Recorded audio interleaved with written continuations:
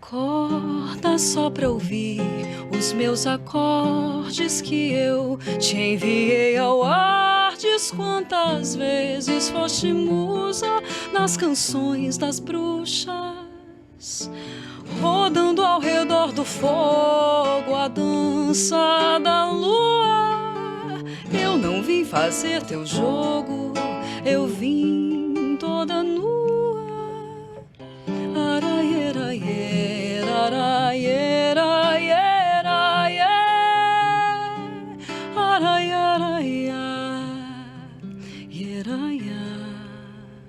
Acorda só pra ouvir os meus segredos que eu te cantei ao ar. Diz quantas vezes foste musa nas canções das bruxas, rodando ao redor do fogo a dança da lua. Eu não vim fazer teu jogo, eu vim toda nua.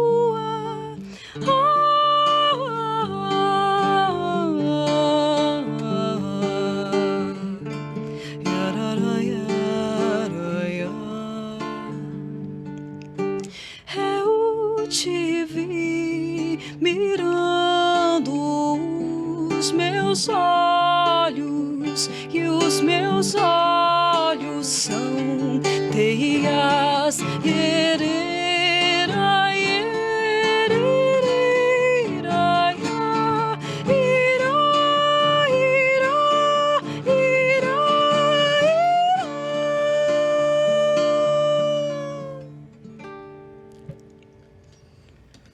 Luma Ayubi, Helena Gomes, cantoras, musicistas, cantautoras, compositoras. Luma, seja bem-vinda. Muito obrigada, é um prazer enorme. Bem-vinda, Helena. Muito obrigada. E hoje a Sacada Cultural tá demais aqui, além dessas duas grandes artistas. A gente tem aqui também ele, que já é quase um sócio aqui desse programa, José Manuel, esse engenheiro, esse cara que fala de ferrovia, esse jornalista, advogado, malabarista. Não, porque precisa ser malabarista para tudo isso, não, Zé? Precisa. A gente sempre fala que a engenharia não é só cálculo numérico, estrutural, é preciso um pouco também de paixão, coração, dedicação e arte. Por que não, né? Exatamente. Ô Luma, aí falando um pouco de música aqui, você, obviamente, tem influências musicais, né? Quando a gente começa dentro da música, dentro das artes, a gente tem influências. Quais são essas influências? O que te levou? Qual foi a inspiração que te levou a começar toda essa trajetória? Olha só, eu venho de um universo musical familiar, então desde sempre eu fui introduzida, desde o berço, assim, eu conheço muitas referências que eu acho que não caíram na mídia, mas são grandes nomes da composição brasileira, como Lula Lucina, Dércio Marques, Dorothy Marques, João Bá, enfim, são tantos nomes, e eu sou muito influenciada por esse universo, o universo folclórico de raiz. Hoje em dia eu trago também traços da MPB, assim, mas o meu berço mesmo, minha fonte de inspiração vem desse universo. E a Helena vai na mesma linha? De certa forma, sim. Também influências bem parecidas. Cresci ouvindo muito, acho que muito vem também da família, né? Não vem de uma família de músicos, mas de uma família que sempre apreciou muito, assim. Então, cresci ouvindo muita música brasileira, Elis Regina, Chico Buarque, Caetano Veloso. E algumas coisas internacionais também. Meu pai era apaixonado por Beatles, então também preciso confessar. Quem não é, né? Agora, eu costumei, uma vez eu fiz uma conversa com a Badia Sade, né, no programa, e aí a gente estava falando tudo, e perguntei para ela assim, não, você toca maravilhosamente, né, assim, de um jeito muito único, né, a forma que ela faz música. E aí eu questionei, era uma época, inclusive, que eu estava fazendo um estudo sobre músicas que foram compostas por mulheres na história da música brasileira. Porque muitos anos atrás, isso, dentro da história da cultura do país, a mulher, em determinada época, era permitido, né, dentro dessa sociedade patriarcal, ser do lar e tocar piano. Por isso que a gente encontra tantos pianos em casas de avó, né? Então tem... E aí eu falei, quantas dessas mulheres não compunham, né? E essas músicas ficaram assim, tanto que a própria Dona Ivone Lara, ela foi a primeira mulher aceita numa aula de compositora de escola de samba, mas quando ela compunha, antes de ela ser aceita, ela tinha que dar pro primo, que era um compositor, registrar o nome dele. Nossa. Né? E aí eu perguntei pra Badia, eu falei, você já sofreu algum preconceito por você ser instrumentista, né? Porque na história da música brasileira a gente viu muitas cantoras. Hoje a gente vai vendo mais mulheres se apropriando de instrumentos mesmo, tocando e fazendo violão em voz, fazendo tudo isso.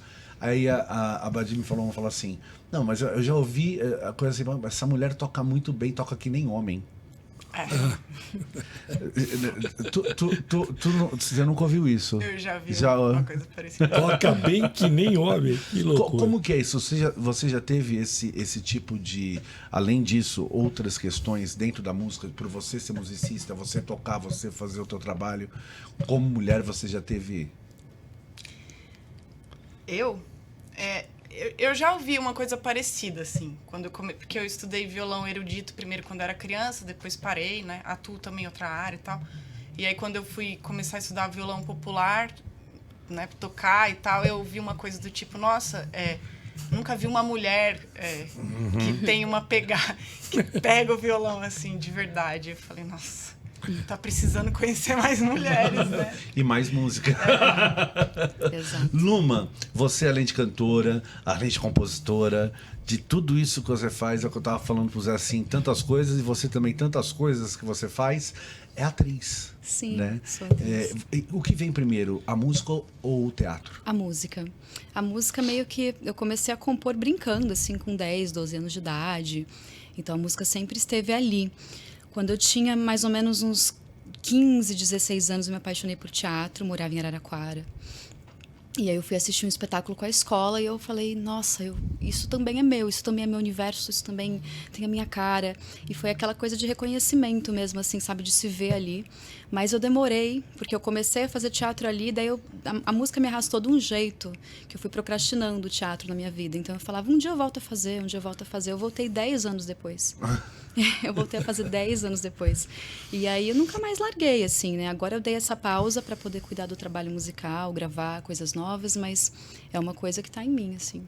Mas o teatro e a música estão interligados, assim, até porque você contou uma história da música, eu fiz o processo inverso. Então, assim, tem músicos que vão pro teatro para não ficar mais desinibidas ou desinibidos, enfim. E tem, no meu caso, foi assim, o ator que fez um musical e acabou virando cantor e aprendendo o instrumento, e é interessante isso, né? E se encontram essas Sim. artes. E cada vez mais, né? Hoje em dia tu não vê mais um espetáculo sem a música, e essas músicas, a maioria das vezes, tocadas e cantadas ao vivo. Exato. Você trabalha dentro dessa linha? Não, eu nunca fiz, por exemplo, um musical, eu nunca cantei no palco. Aliás, acho que o espetáculo só que eu cantei um trechinho de uma música, mas, assim, no geral, eu separo as coisas, assim. E eu acho incrível, assim, se me chamasse para fazer um musical, ia ser uma experiência linda. Mas, assim, são coisas que eu ainda não fiz juntas. Aí, pessoal que está produzindo musical aí, Lumayubi está aqui à disposição. Ela acha uma coisa linda, é só chamar rapidinho. Zé Manuel, que já fez musical, inclusive também escritor de peça de teatro. Pelo amor de Deus, cara, eu não sei o que esse cara mais faz.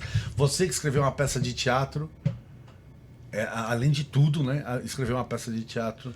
Como... É porque eu tava no hospital naquele momento com Covid e vendo aquela movimentação no hospital, fiquei pensando na vida, né? Você fica lá uma semana, 10 dias, o tempo passando, você vai pensar um monte de coisa. Mas começou bem esse programa hoje, hein? Com música, né? De cara, né?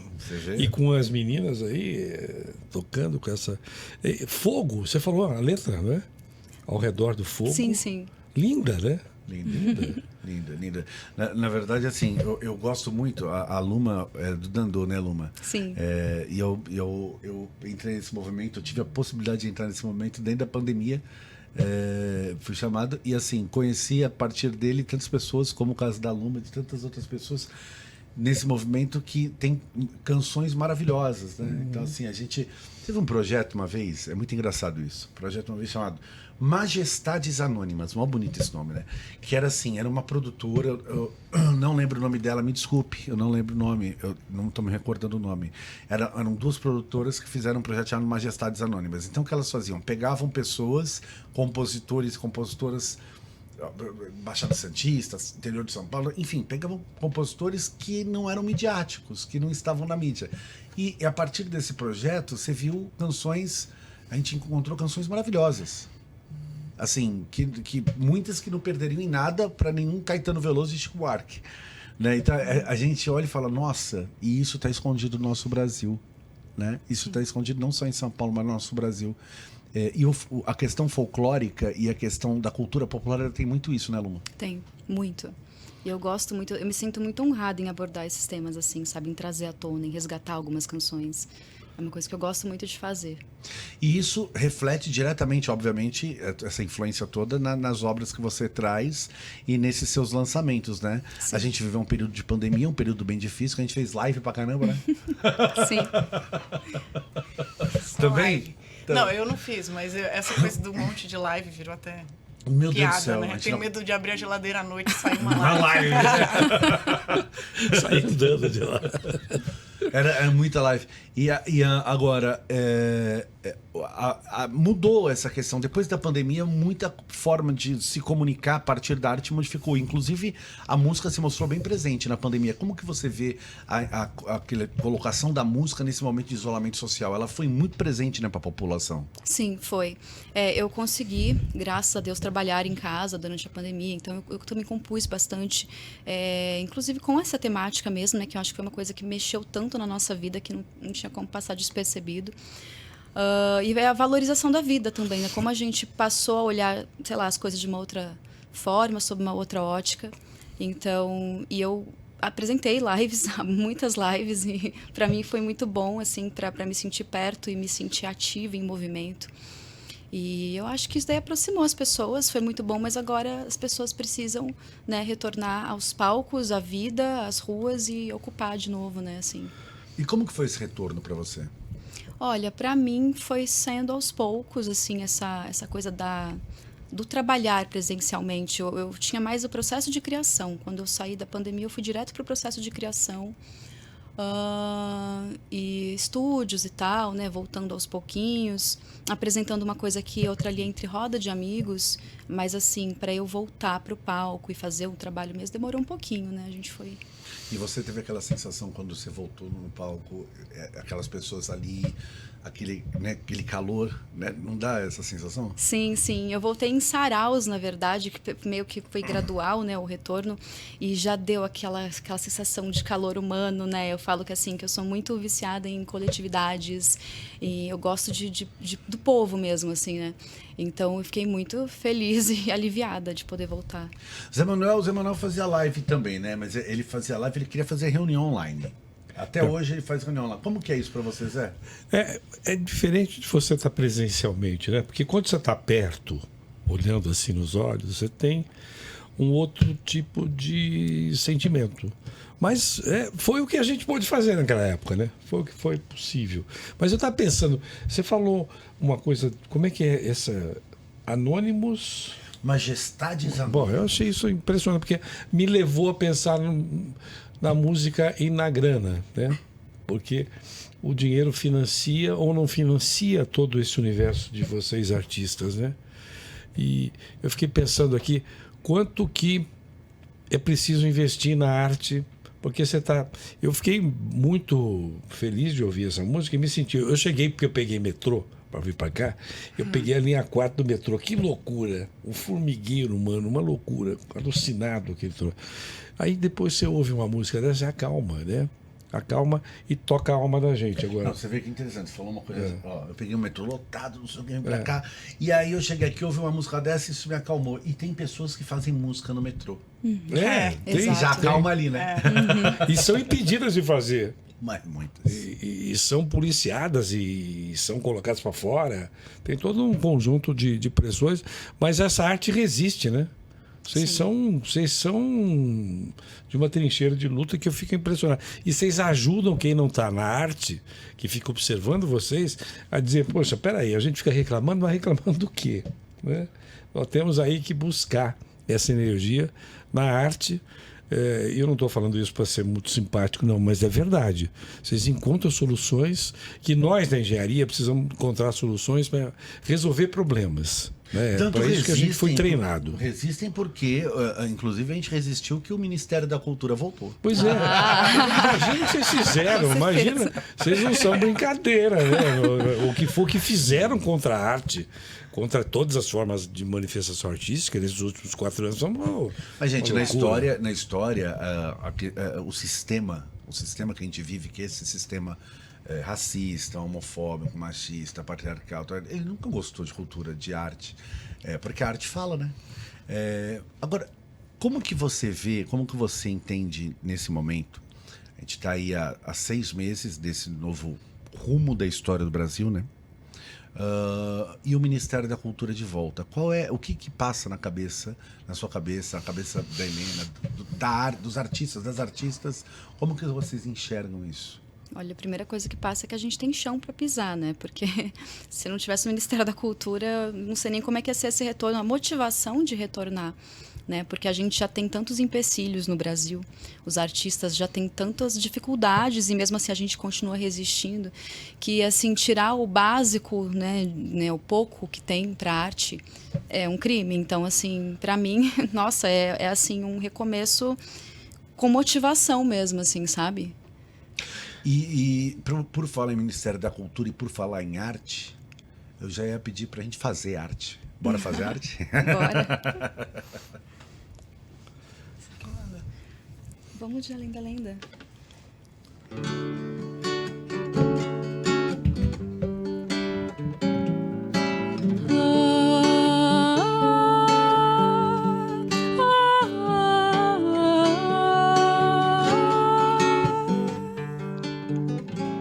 Salamandras se transformam no reino dos elementais e as sereias tão faceiras, seres que não vemos mais. Longe da luz do homem, vibram, reluzem cores, vivem e se escondem além da lenda.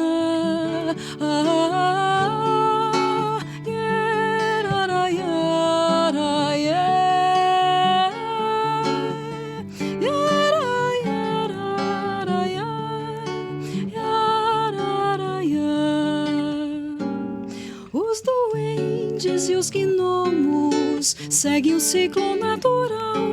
No perfume entre as flores, fadas dançam contra o mal.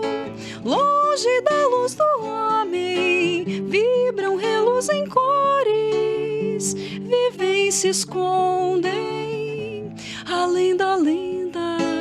Vento balança a rede em paz. Longe da guerra, a força dos portais cresce pra proteger todo lugar.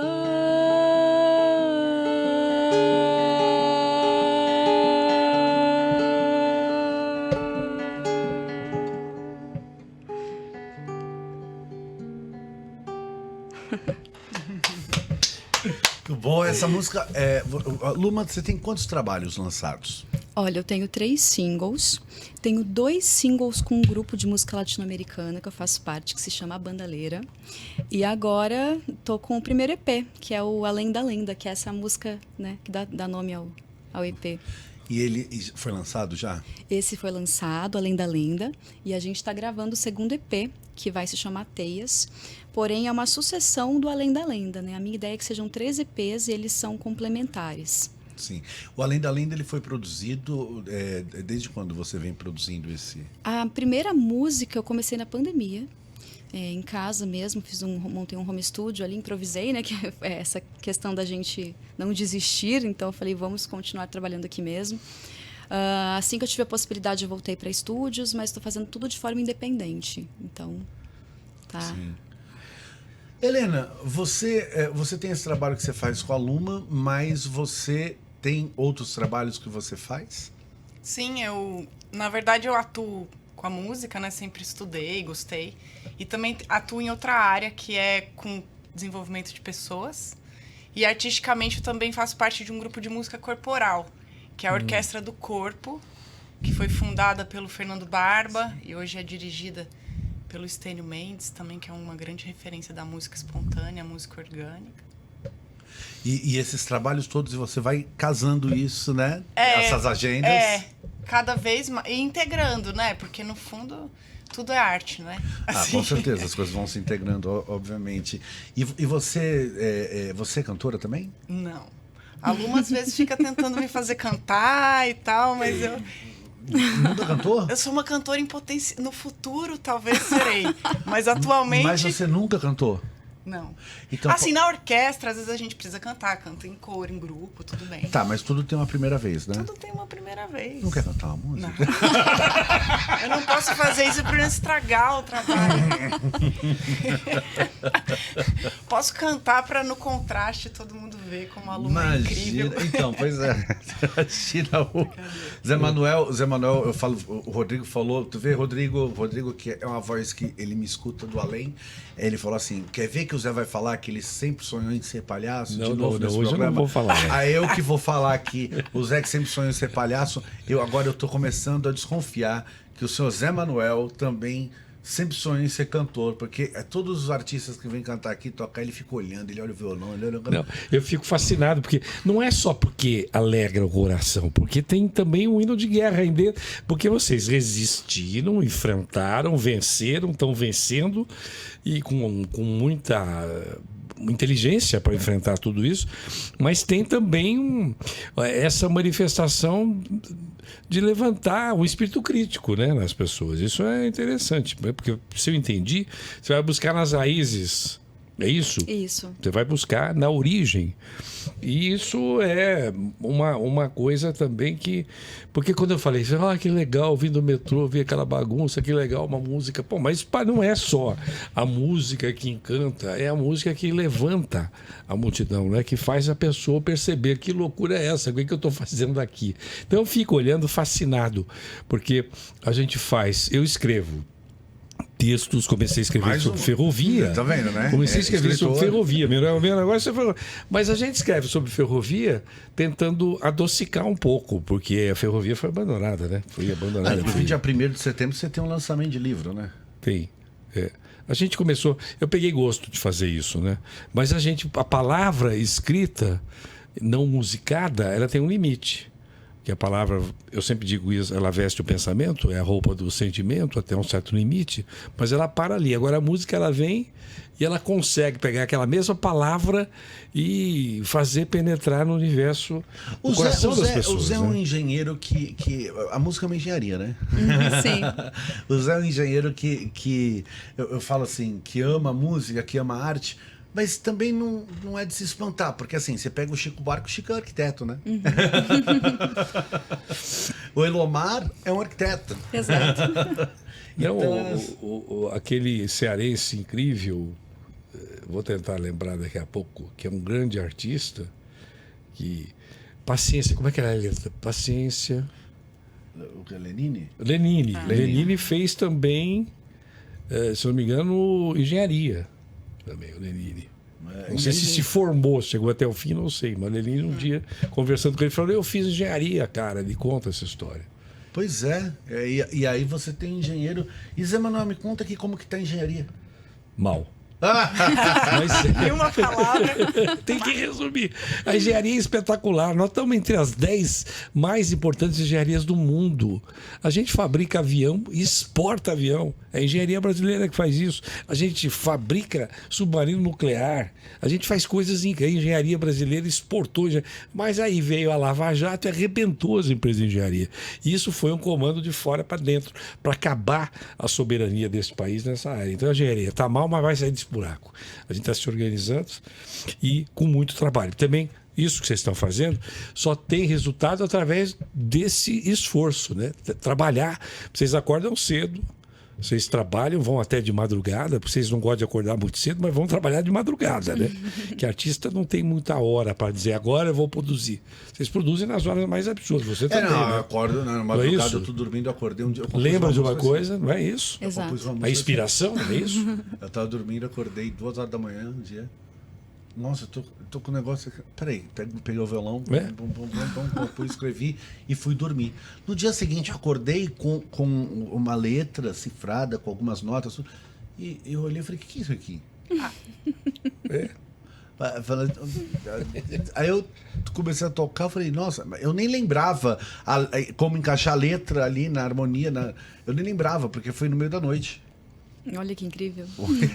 A criação Levanta, é doida, né? Eu levanto A próxima assim. você grava. Porque daí Como? você Eu vai levanto lembrar. assim, ó. É. Aí eu vou andando, né? Zumbi. Paro, não tô nada.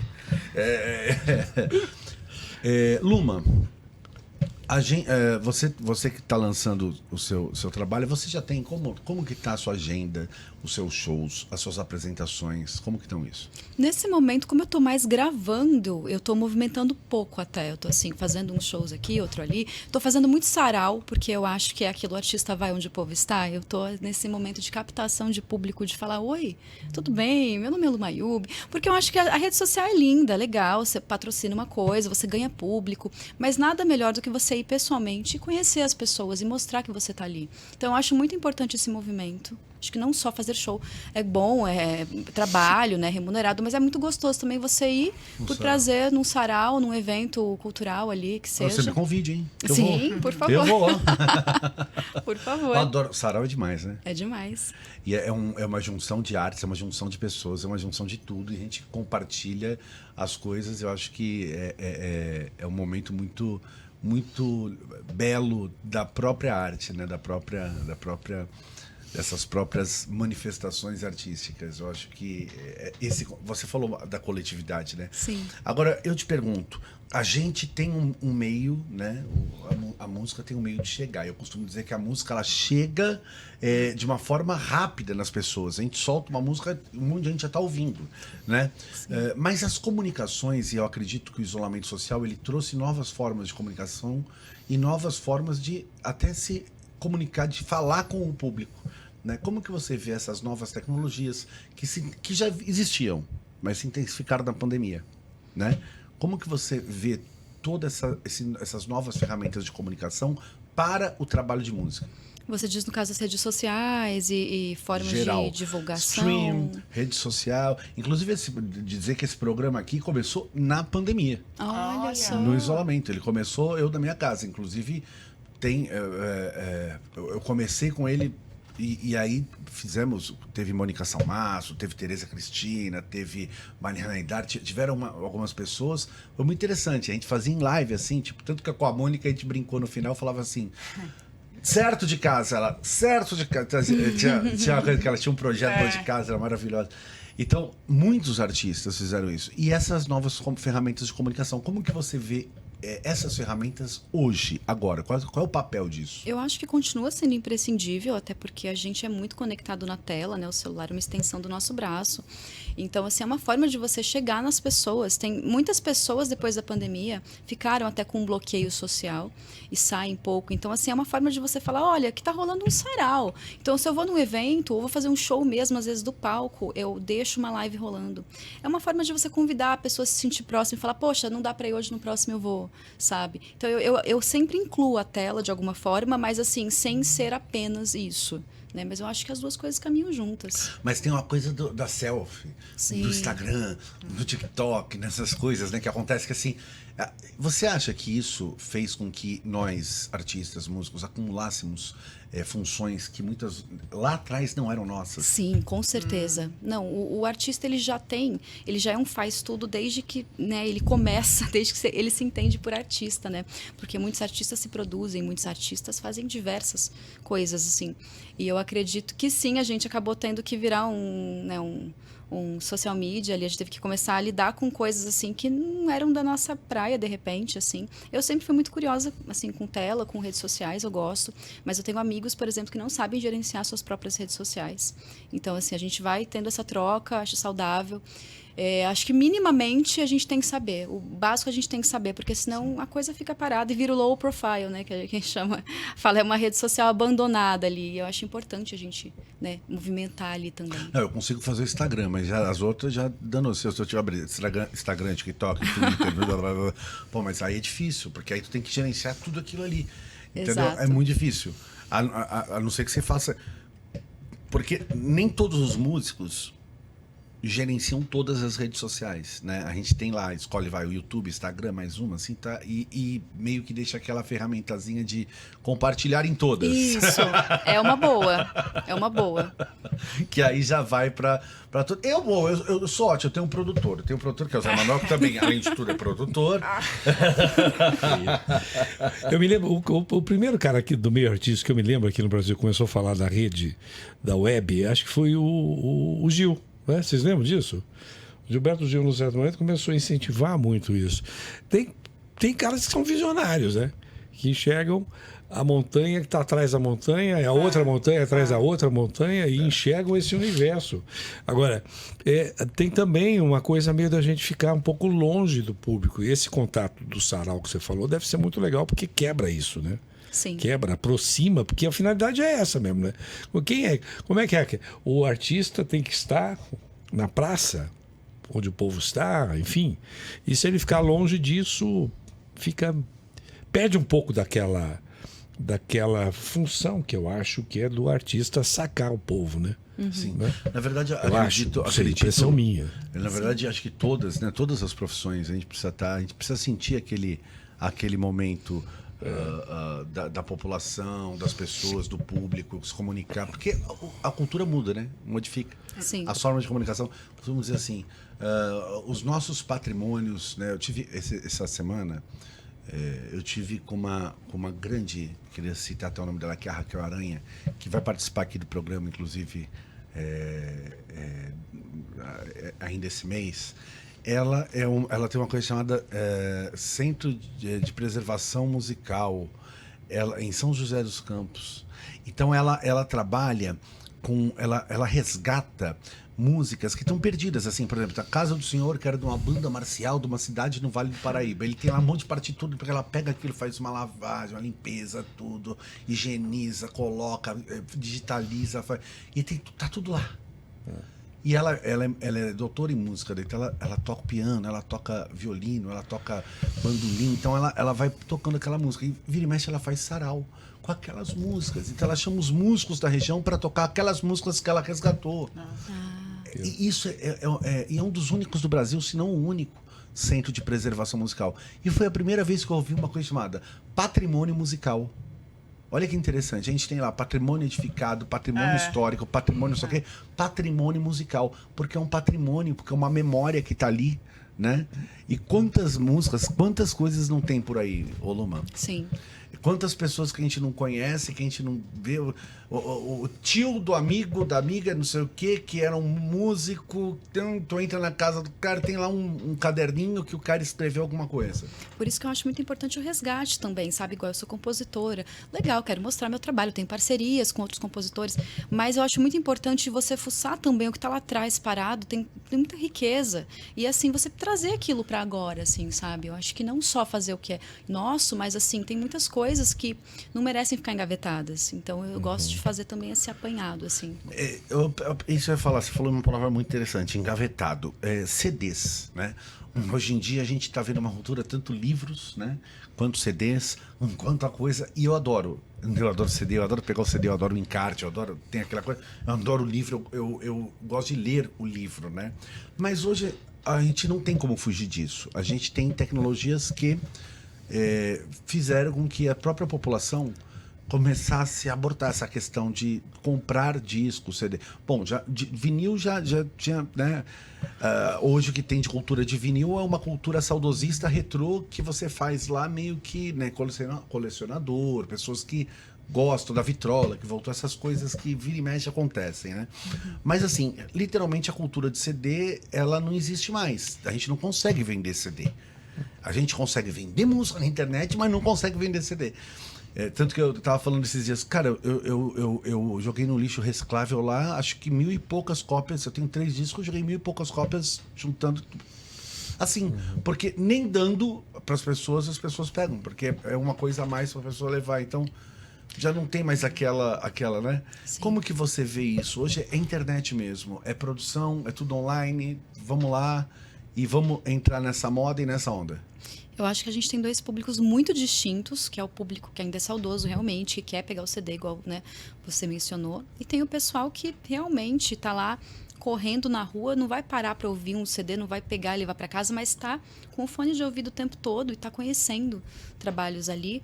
Então eu acho muito imprescindível a gente tem que ter esse trabalho, né, no Spotify, no Deezer, porque eu conheço muitos artistas que não passaram para os streamings de música seus trabalhos, e eu acho assim que a gente tem que caminhar junto, né? Os tempos têm que continuar ali, sempre em frente. Então, assim, eu tenho meu trabalho agora, esse trabalho EP que eu lancei, tá só nas redes sociais, nos streamings de música por enquanto, enfim, tá no virtual, mas em algum momento ali na frente eu pretendo fazer uma tiragem física que eu acho importante. Eu acho que a gente tem que juntar essas duas, né? E o livro é a mesma coisa, né, Zé? Eu sou do tempo do livro mesmo, de pegar o livro. Hoje, como a pessoa vai lá e baixa um e-book. Né? Um audiobook, um e-book, uma coisa. Tá difícil de a gente conseguir fazer um artista, um escritor. Você é um escritor que vai lá, produz, dá trabalho. Você escreve o livro, você vai editar, vai para editora, né, pesquisa, fazer, tem prefácio, tem todo aquele negócio. Se preocupa. Eu lembro que tinha. Na década de 80, de 70, eu já ouvi falar que tinha pessoas que eram contratadas para desenhar as capas dos discos de vinil. Assim, desenhava, ficava caçando desenhos, pensando. E tinha um cuidado com aquilo, capista, assim como né? capa de livro, é. né? Tem um trabalho naquilo. E a gente produz, roda lá, imprime não sei quantas mil cópias e acaba ficando com aquilo. O chargista, por exemplo, é uma manifestação. A charge é uma manifestação artística importantíssima, né? Porque o cara, ele consegue pegar...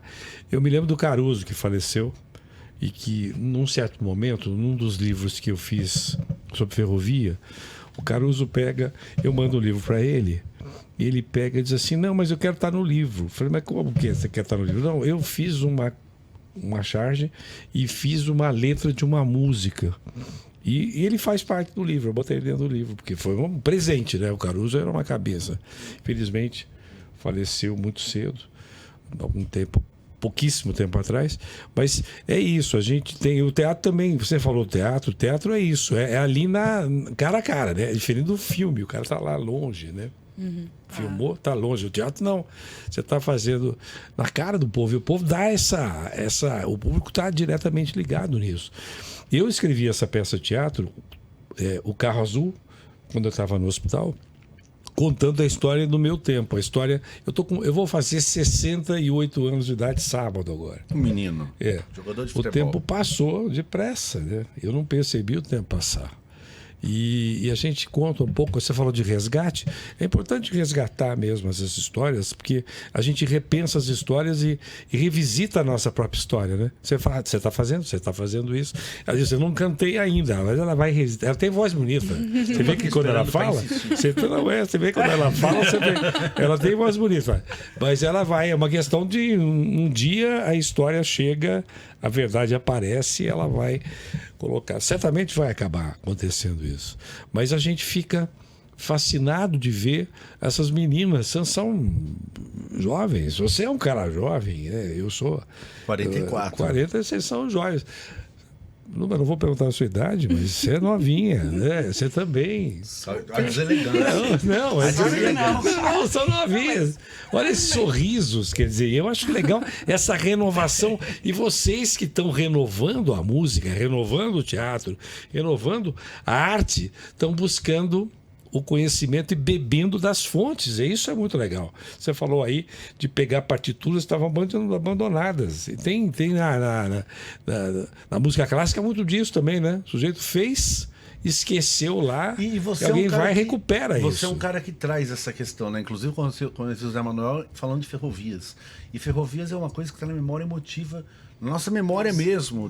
Tá na música, tá na poesia, tá no monte de coisa. E você traz isso, inclusive, né? Essa questão das ferrovias. Porque é o que a gente tem de melhor, né? A gente teve ferrovia aqui em São Paulo, você é de Araraquara. Tinha uma estação ferroviária gigante. Você vai lá hoje, é um cemitério. Quando você vai lá, você vê trem abandonado, é uma coisa, é uma tristeza. Isso tem que parar. O Brasil não pode continuar aceitando isso. Trem de passageiro. Hoje a gente só tem quase trem de carga. Né? E para exportar para o porto. Como se a gente fosse uma colônia do século XXI. Que é isso? Só soja, milho, açúcar, minério de ferro? Não. A gente tem que transitar com cargas produzidas pela indústria para os centros de consumo no Brasil. Os grandes centros de consumo recebem mercadorias em cima de caminhão. Você transporta 80% em cima de pneus. Isso é uma loucura. É congestão na estrada, tem violência, o cara atropela, mata. Não dá. E o caminhoneiro sofre muito também, porque ele sai de Mato Grosso e vai no Porto de Santos, ele anda mais de 1.200 quilômetros. É uma loucura tudo isso. Tem que parar isso.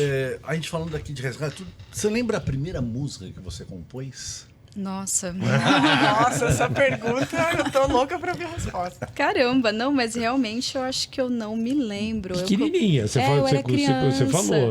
Acho que quando você era pequenininha, eu peguei e lembro disso. Nada. Olha, não. A minha mãe às vezes lembra uns trechos, assim, mas eu realmente não me lembro. Não cheguei a gravar na época, nada. Não, realmente essa A vai primeira ficar... música que você se lembra, composição sua? A primeira que eu me lembro...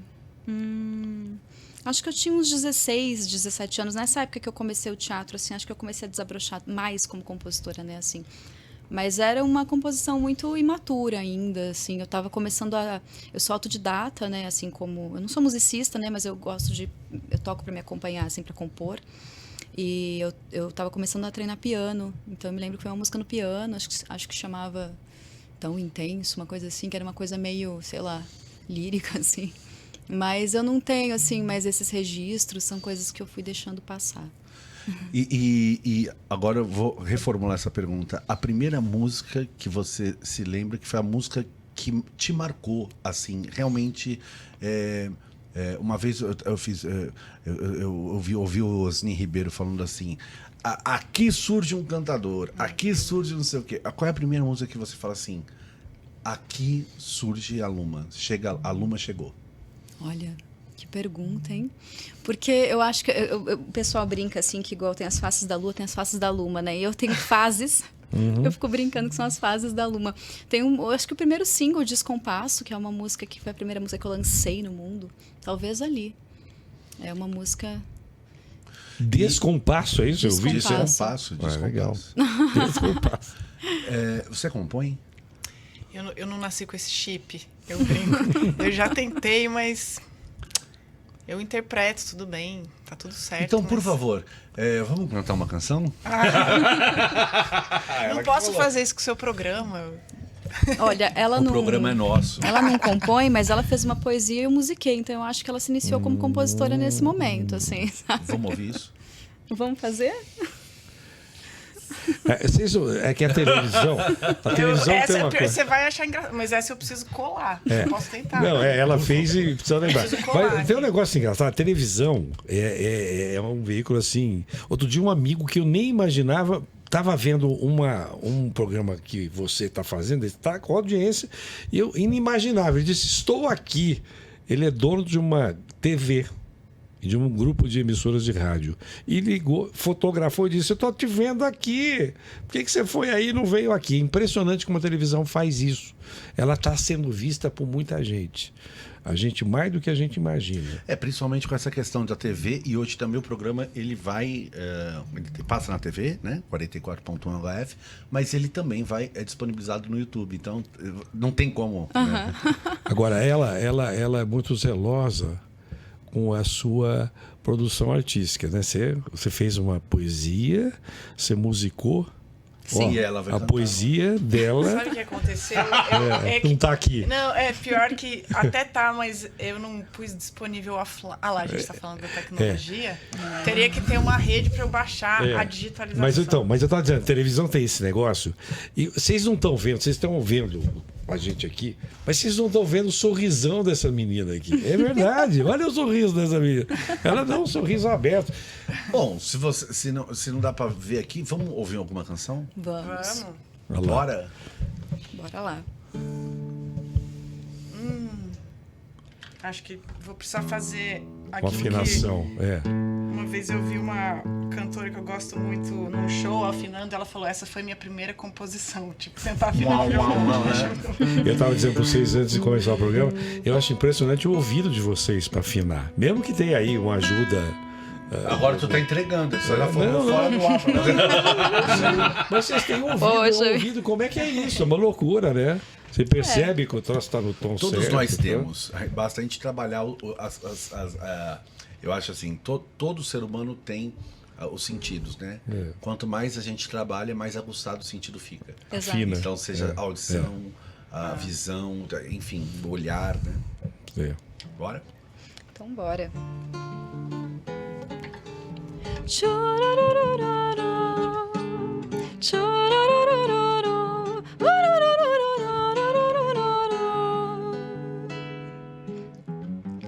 Endeusei teu corpo à beira-mar, clamei seu nome no altar. Confesso que com fé pequei e agora transbordo em olhos d'água. Faz frio e eu te vejo ir em outra direção. O encanto ainda é o mesmo, mas foi tudo em vão. Meu jogo de búzios diz que eu devo abrandar os caminhos, e eu prefiro mesmo evitar a dor. Eu escolho mesmo ir atrás do que é o amor. Eu quero desmistificar você até que nada sobre. Vou pedir aos orixás, vou banir com alguidar a chama por você que me consome. Eu quero desmistificar você até que nada sobre, e que todo o mel do meu olhar paire sob o céu de cobre. Faz frio e eu te vejo ir em outra direção. O encanto ainda é o mesmo, mas foi tudo em vão. Meu jogo de búzios diz que eu devo abrandar os caminhos, e eu prefiro mesmo evitar a dor. Eu escolho mesmo ir atrás do que é o amor. Eu quero desmistificar você até que nada sobre. Vou pedir aos orixás, vou banir com alguidar a chama por você que me consome. Eu quero desmistificar você até que nada sobre, e que todo o mel do meu olhar paire sob o céu de cobre. Tchururururu, tchururururu, tchururururu, urururururu, yoru, yoru, yoru.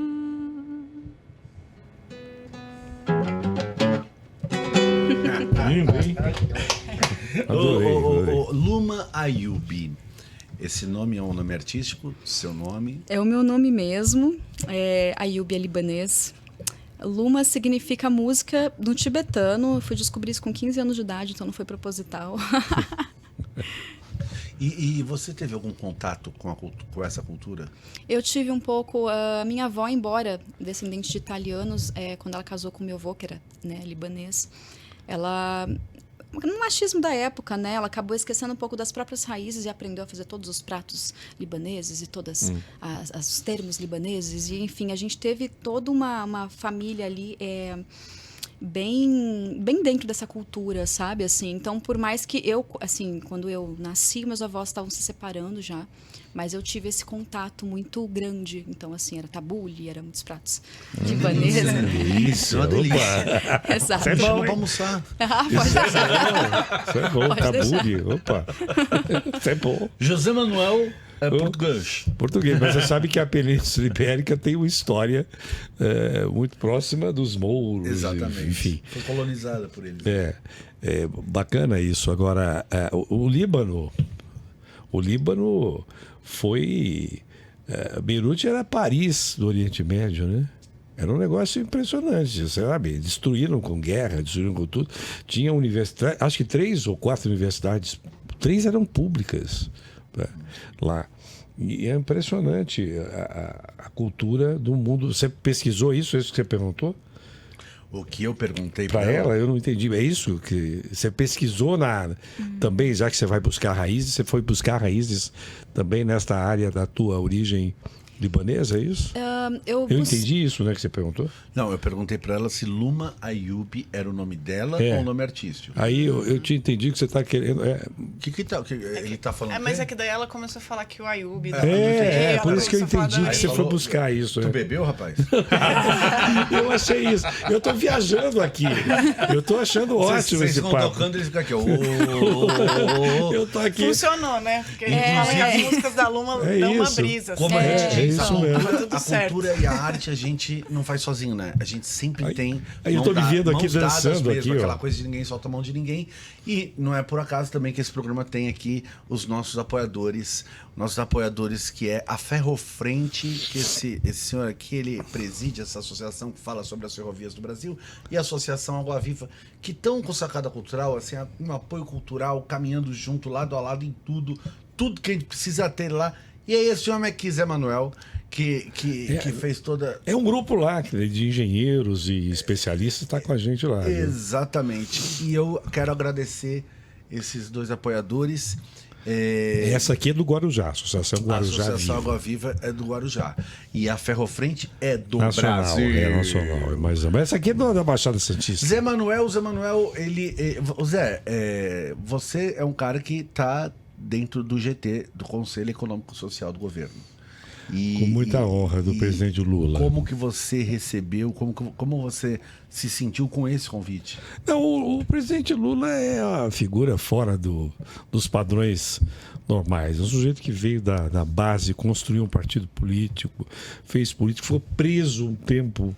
Imagina você ficar preso, imagina que loucura é isso, né? Um preso político, não é verdade, né?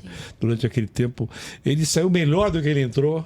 Saiu mais forte ainda. Aí ele vai e refaz esse conselhão e nos convida para participar do GT, né? Que é de sustentação, de suporte desses grupos mais... de gente mais assim midiática que está nesse grupão, né? Esse grupo grande que ele criou, porque com a sensibilidade que ele tem, ele foi convidando gente de todo o meio artístico, de vários segmentos da sociedade. Mas para nós é muito bom para ajudar a construir esse novo Brasil. Precisa ser construído. Destruíram muita coisa. Na área de vocês, arrebentaram muita coisa, né? E na área da ferrovia está arrebentado faz tempo. E o Lula gosta de ferrovia. Tem uma coisa, ele gosta. Ele inaugurou a ferrovia Norte-Sul. Ele fez 90% da ferrovia Norte-Sul, inaugurou e só não conseguiu inaugurar mais um trechinho para finalizar isso, porque choveu forte e eles cancelaram o negócio. Mas vai fazer. Zé Manuel, engenheiro Zé Manuel, quero mais uma vez agradecer você ter topado aqui participar. Para nós programa. É uma alegria, é uma honra e é um presente. Ó, eu nem imaginava que fosse encontrar essas meninas aqui. Para nós é uma alegria enorme. Helena Muito obrigado. Gomes, obrigado por estar aqui, obrigado por tentar baixar aí pra gente poder ouvir. Obrigado. A gente fica uma desculpa para voltar. Da próxima ela não escapa, né, muito Danilo? obrigada, foi um prazer. Luma Ayub, minha parceira de Dandô também. Obrigado por estar aqui. Muito bom ter você aqui. A casa é sua, a casa é nossa. A gratidão imensa, Danilo, foi um prazer. Sacada Cultural fica por aqui. Eu quero terminar esse programa ouvindo mais uma canção. Bora? Bora. Até semana que vem, gente. Fique aqui com Luma Ayub e Helena Gomes. Mais uma Esse eu vou canção. colar, viu? Já tá acabando, que pena. Sim, você verá nos olhos teus a luz do sol, a fina flor dos cafezais, aonde a tarde vai tranquila, canta perto curruíra entre pios de pardais. Sim, você verá no teu sentido, através do colorido dos girassóis, aonde a noite faz serena, a lua surgir pequena por detrás dos arrebóis. Já diziam os velhos caseiros, A recompensa vem toda manhã de manhã, brilhando alegre a estrela da vida cumprida, pois sobre pastagens e bois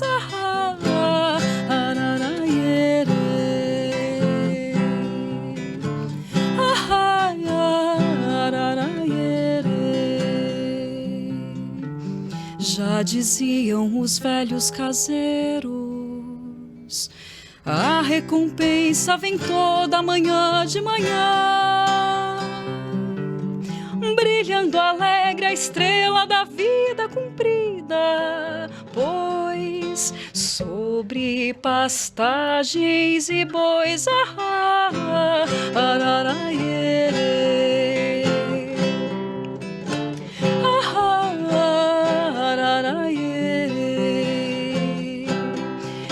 meia lua no meio do céu, meia-noite canta um galo ao léu, meio-dia no meio do sol, canto livre feito um rouxinol. Meia-lua no meio do céu, meia-noite canta um galo ao léu, meio-dia no meio do sol, canto livre feito um rouxinol. Ei.